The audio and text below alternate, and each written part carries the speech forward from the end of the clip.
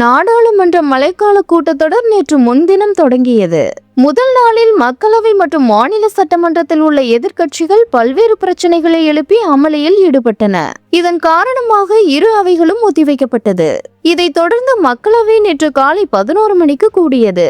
அப்போது பகல்காம், ஆபரேஷன் சிந்தூர் மற்றும் விமான விபத்து தொடர்பான பிரச்சனைகளை எதிர்க்கட்சி எம்பிக்கள் அவையில் எழுப்பினர். பீகார் எம்பி பட்டியல் சிறப்பு திருத்த மசோதாவுக்கு எதிராகவும் அவர்கள் கோஷங்களை எழுப்பினர். இதன் விளைவாக சபை மதியம் 12 மணி வரை ஒத்திவைக்கப்பட்டது.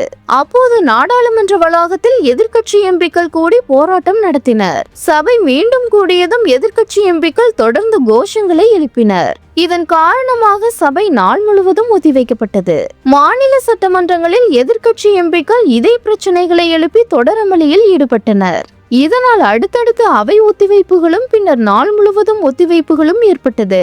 எதிர்க்கட்சிகளின் அமளியால் மாநில சட்டமன்றத்தின் இரு அவைகளும் 2வது நாளாக இன்று ஒத்திவைக்கப்பட்டது குறிப்பிடத்தக்கது.